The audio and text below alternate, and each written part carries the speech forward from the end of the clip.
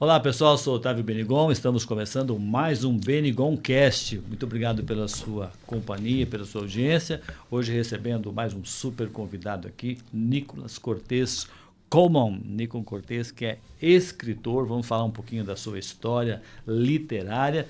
Antes, porém, quero dar as boas-vindas ao meu amigo Silva Júnior, nosso companheiro, parceiro de sempre, Gazeta MS, Rádio Coração. Bem-vindo, Silva Júnior. Sem dúvida nenhuma, Otávio. É uma alegria participar com os convidados especiais. Hoje falando de cultura com o jovem Nicolas. É isso aí. Nicolas, iniciando o nosso bate-papo, seja muito bem-vindo. Gostaria que você falasse um pouquinho sobre você, sobre a sua trajetória, principalmente sua inspiração literária. Fala um pouquinho sobre quem é Nicolas Cortez Common.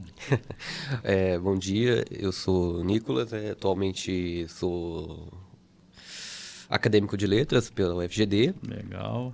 E desde muito tempo, até bem antes do ensino médio, né, muitos anos atrás, eu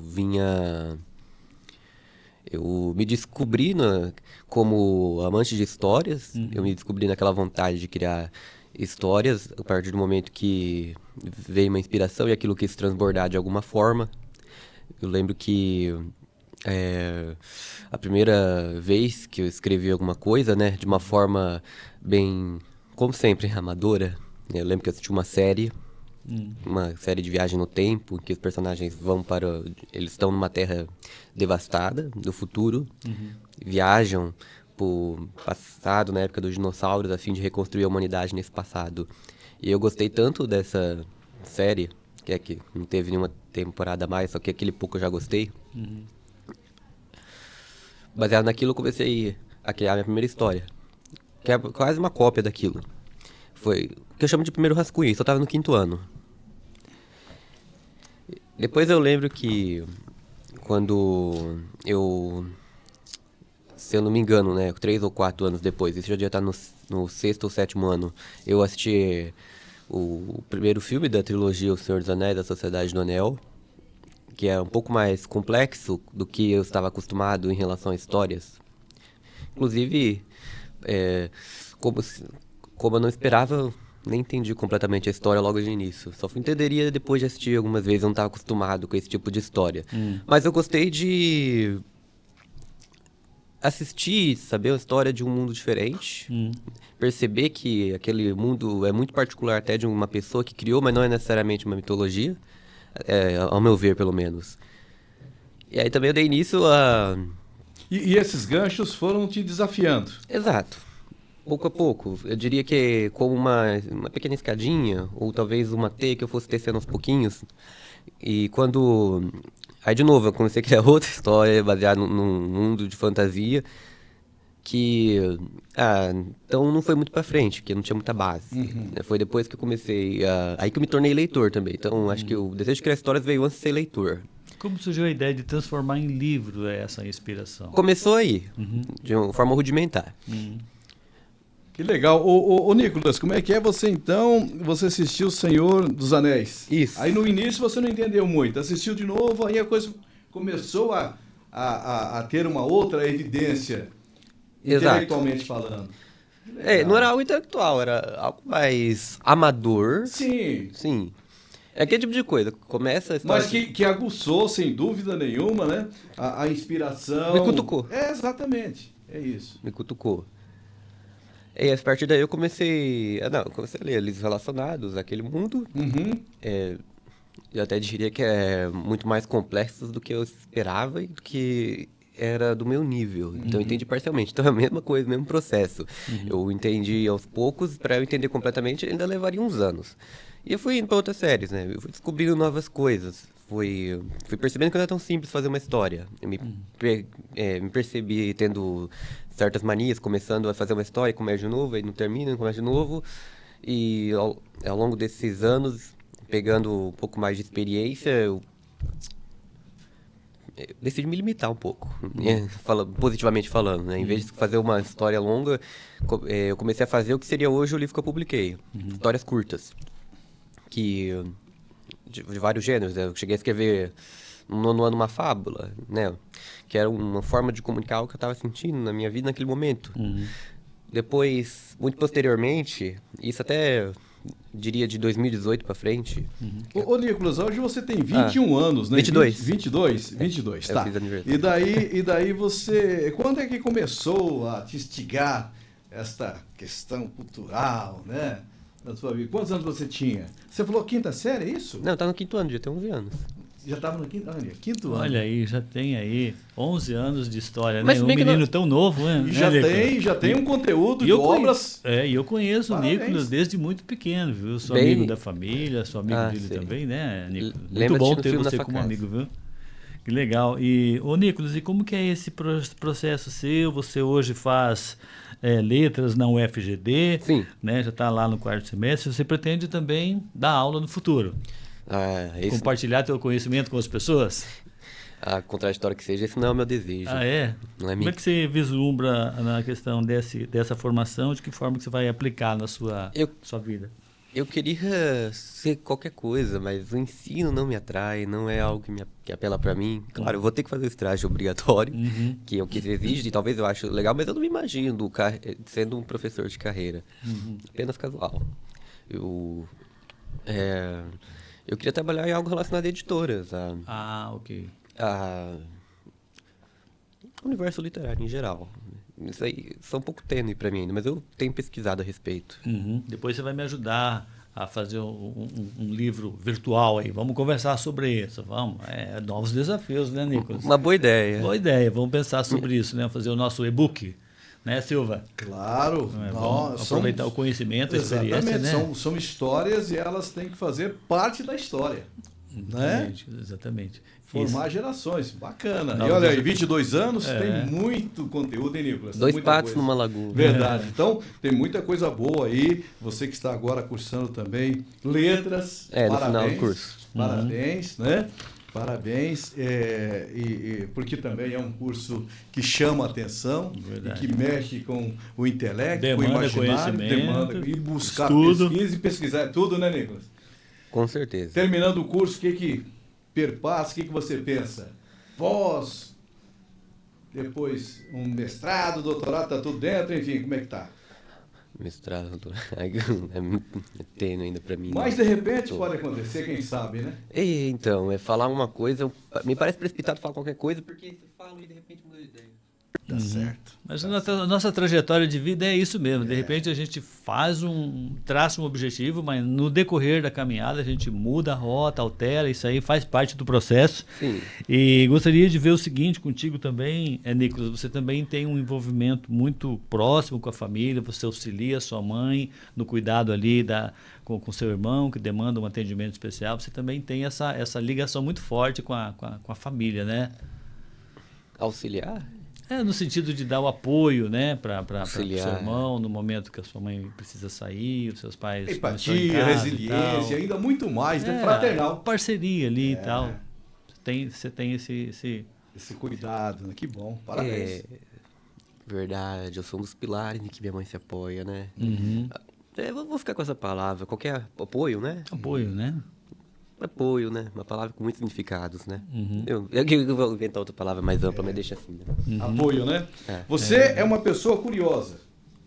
Tem que ser, né? E antigamente eu era mais até de modo indevido. Não, mas continua, não pode parar, não. Tem que ser curioso mesmo, né? Coisa boa. Otávio, claro. Verdade, lógico, verdade. como é que você vai conseguindo, como é que você vai galgar, como você disse, os degraus se você não tiver, né? Subir a escadinha. Exato, que legal, mas parabéns, olha, muito bacana falar com o Nicolas Cortez Coleman, é isso? Exato, não errou em nada. Não, né? Certinho. Maravilha. O Nicolas, como é que tem sido essa tradução aí do portfólio português e inglês? Como é que tem sido essa sua atuação? Como é que é esse trabalho? Isso aí tem que voltar no começo da pandemia. Vamos lá. Nos últimos 4 anos, comecei... Não, tem que até voltar antes para chegar aí depois. Eu comecei a aprender... eu lembro que a princípio o inglês não me atraía. Na época que eu fazia curso, muitos anos atrás, era a época que não me atraía. Certo. Simplesmente... Conforme eu lembro daquela época, era como É como se eu inconscientemente esperasse que aquilo fosse entrar em mim, mas não entrava. Entende? Não tinha paixão pela... Não tinha nenhuma, não. Era, como dizer, seria quase fazendo uma metáfora, um namoro que não dá certo. É, eu lembro que a primeira coisa que eu assisti só em inglês foi aquela série Game of Thrones, que eu gosto bastante, né? Que foi muita influência nesse aprendizado. E isso deve ter sido 2016 que eu comecei, se eu bem me lembro. Daí em diante que eu comecei só a assistir em inglês. E depois eu perceberia também, quando eu fui assistir séries de outros países, que eu só gostava de assistir legendado, né? A partir de então. Até hoje é minha preferência. Mas legendado aprende pouco, né? Ou você acha que auxilia a legenda, auxilia o entendimento da língua? Vai dependendo do seu nível. A legenda é bom no começo você entender, mas você tem que entender, não adianta você entender nada. Aí depois você troca. Eu fazia esses truques. Eu assisti uma série em espanhol que eu fui assistir La Casa de Papel depois. Aí eu assisti em espanhol, com legenda em português. Só que gostei tanto que eu fui assistir de novo. Aí assisti com legenda em inglês e espanhol, porque eu já entendi, eu já sabia história. Então foi esses truques que eu usei, né? Que hoje eu já não uso, né? Não precisa mais usar. Enfim, foi um aprendizado devagar. Começou em 2016, mas lá em 2020 eu li o meu primeiro livro em inglês. Foi o livro que eu já tinha lido em português, né? Eu não lembro exatamente quando eu li o primeiro livro direto em inglês, mas eu sei qual que é o 1984, uma distopia. Um livro, como eu não sabia história e parecia ser um livro não muito complicado e curto, aí eu me dei o desafio, né? Que me cansou um pouco, assim como ler o primeiro livro. Aí, a partir da leitura, avançou.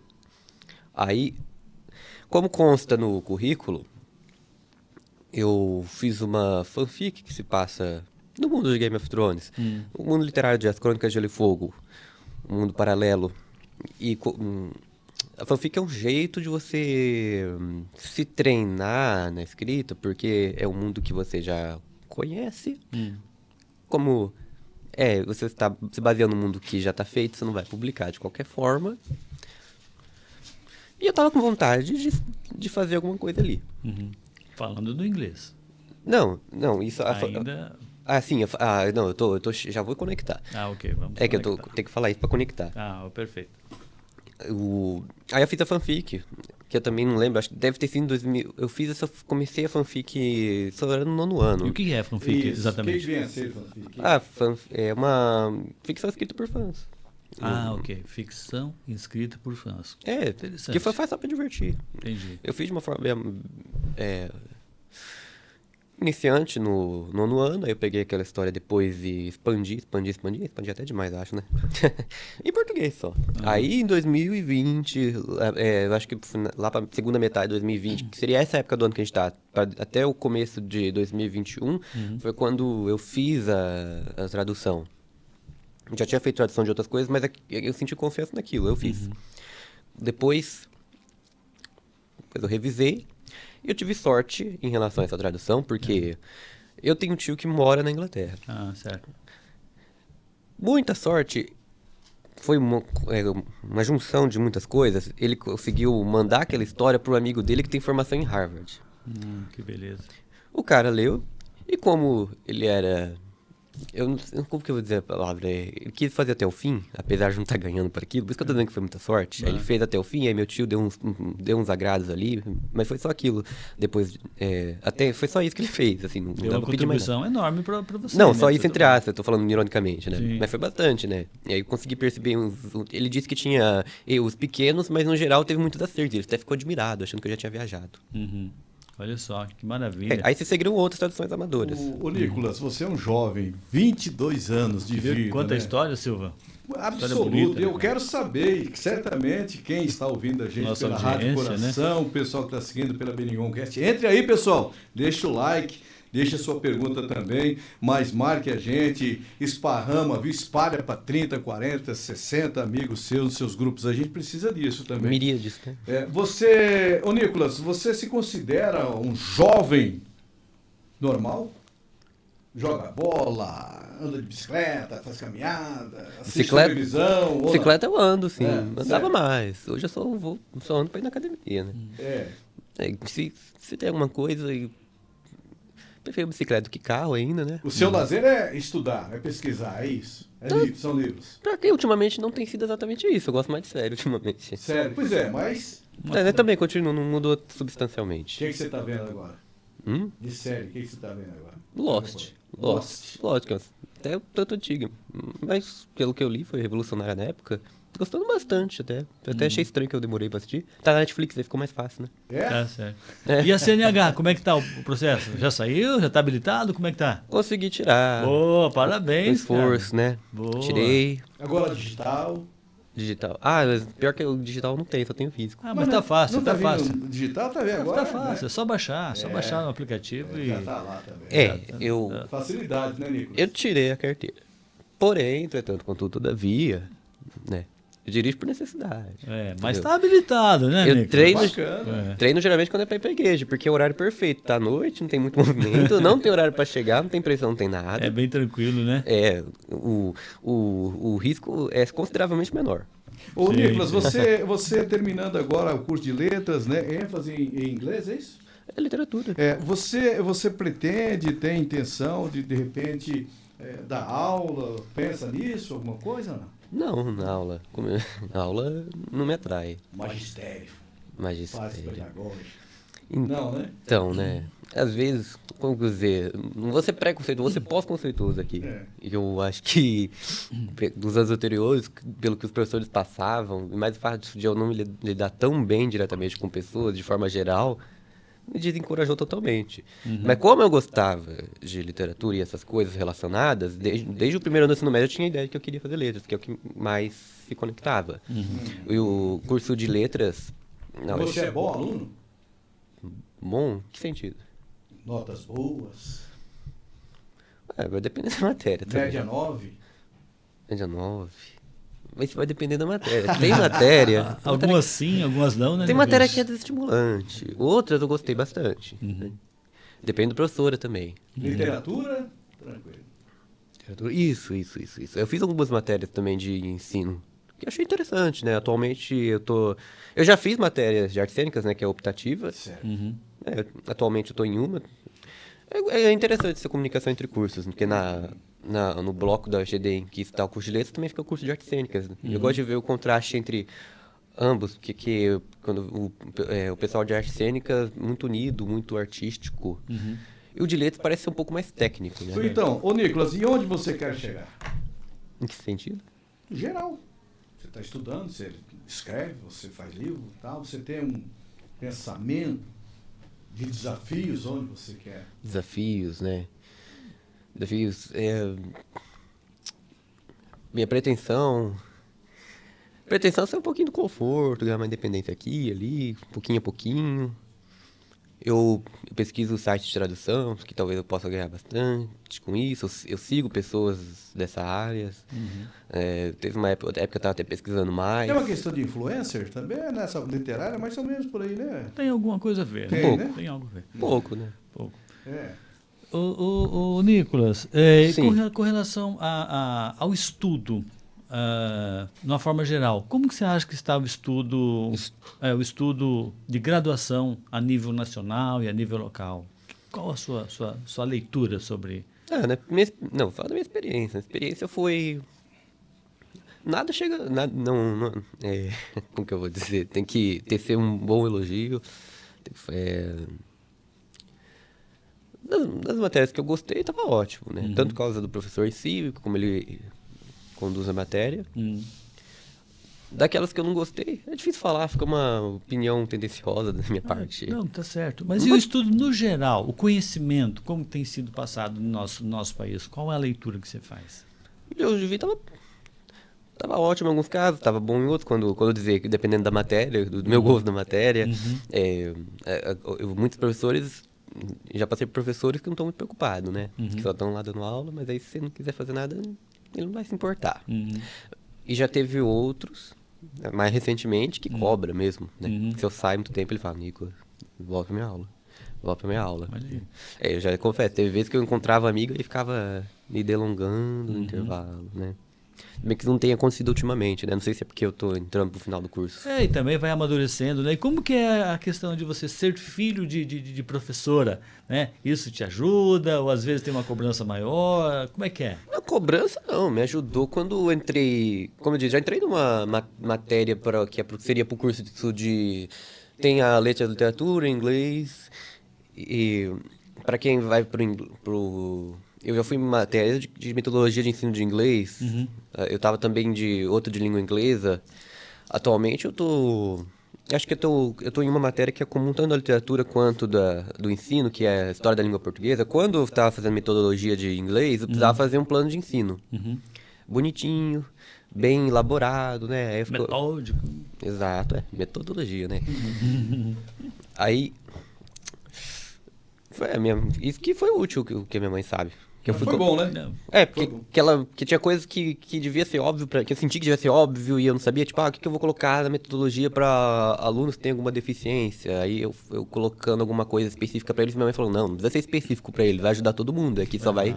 Mas é importante você explanar aí para o pessoal que está seguindo a gente, os jovens, adolescentes, estudantes em geral, tem que ser curioso e você tem que se desafiar. A gente nota que o Nicolas...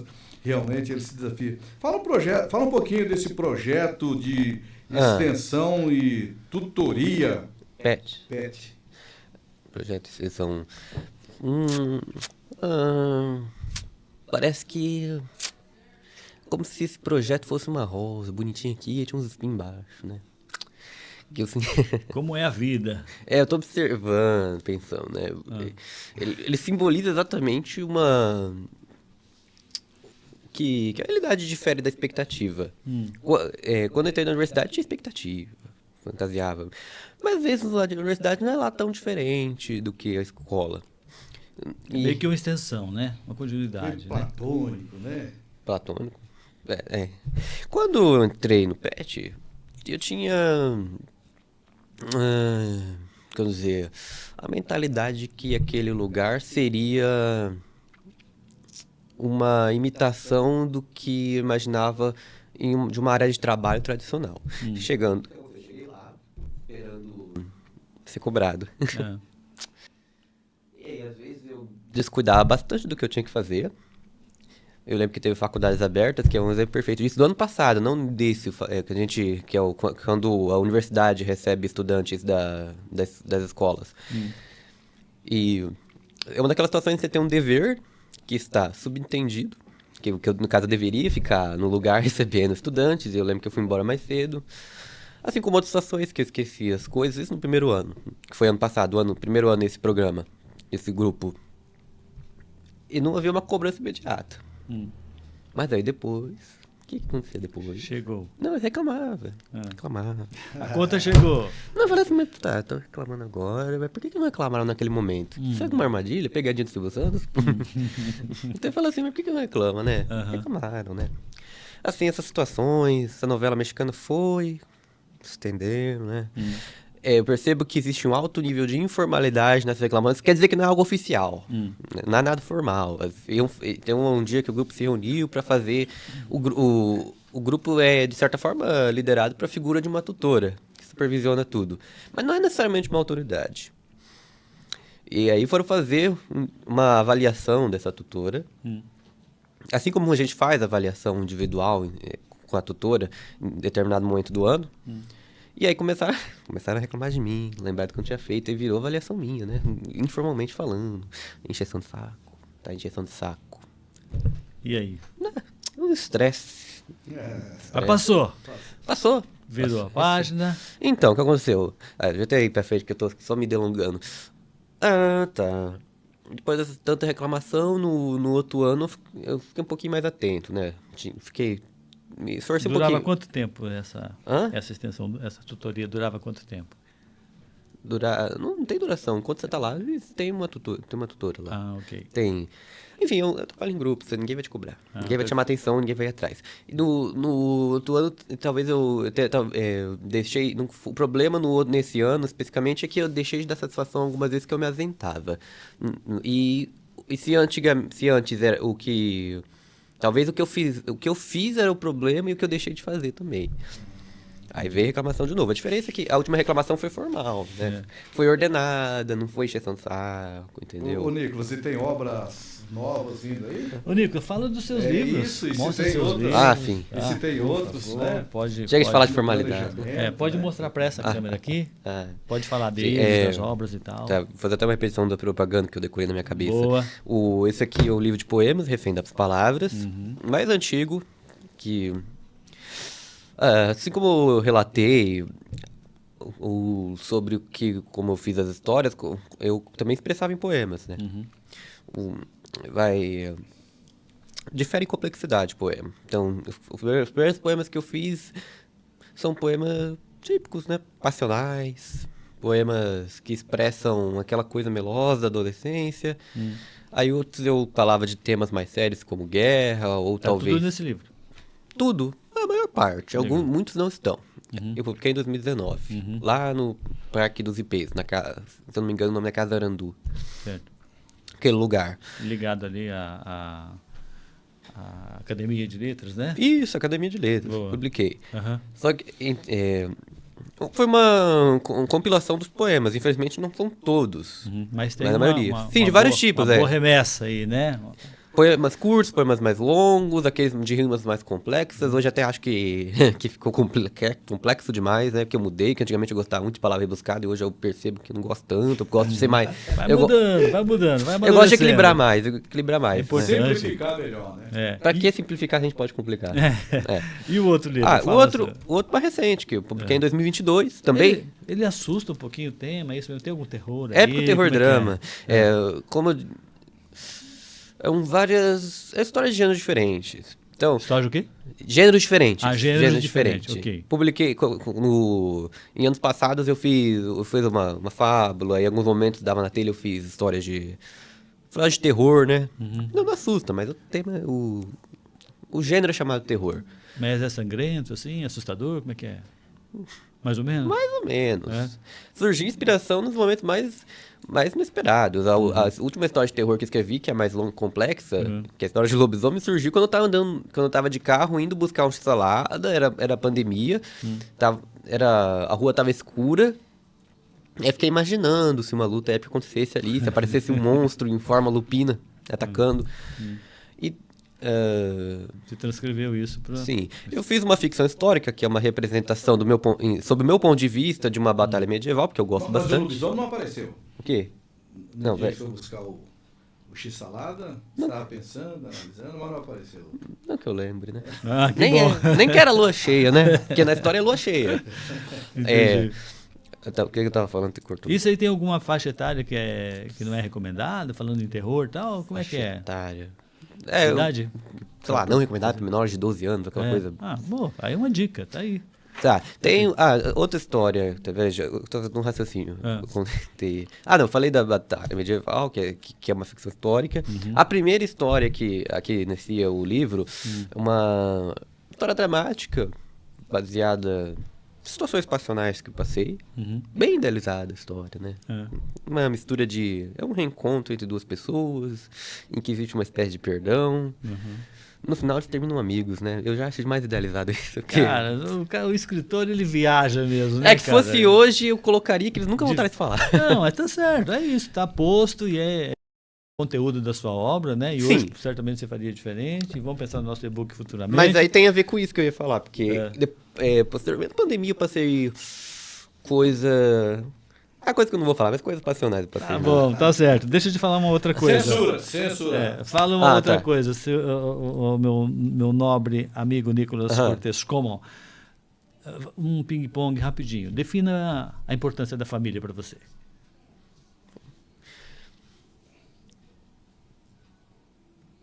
Apoio mútuo? Deus. Peraí, você tá falando do quê? Não, tô mudando o tema. Ah, tá. Agora para você definir Deus na sua vida. A gente saber que tem algo maior que a gente, senão a vida fica medíocre. Ok. Igreja. Mais apoio. Eu gosto. Tem previsibilidade. Que a igreja é um dos poucos lugares que a gente vai encontrar um alto nível de previsibilidade e constância. Se você voltar imagina uma igreja e volta 20 anos atrás, pensa quanto uma igreja mudou. Ela muda menos que qualquer outro lugar. Porque qualquer outro lugar que a gente for por aí, vai depender de verba, vai depender da boa vontade, acaba. Parece ter uma fragilidade. A igreja, até na pandemia, continua. Tem uma constância, né? Tem uma constância. É como um rio, assim. E o resto é como uma lagoa que depende da chuva. E se não tem chuva, seca. Silva? Excelente.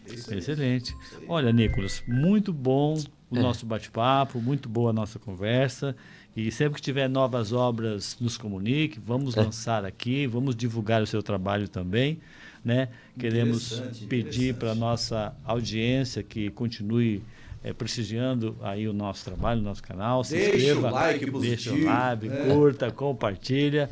E que, com certeza, toda semana estaremos com novos conteúdos aqui e contamos com você. Nicolas, obrigado pelo carinho, obrigado pela presença, pelo excelente conteúdo compartilhado aqui com a nossa audiência. Obrigado, Silva. Rádio Coração, Gazeta MS e Benigon Cast. Grande parceria, Saulo, nosso técnico ali, produtor, e a nossa equipe El Shaddai, sempre ligada lá, segurando as pontas enquanto a gente conduz por aqui, né? Tem o Marlon Fábio também, que é um sonoplasta. Grande parceiro também, né? Maravilha. Valeu, pessoal. Um beijo no coração. Tchau. E até a próxima. Até a próxima.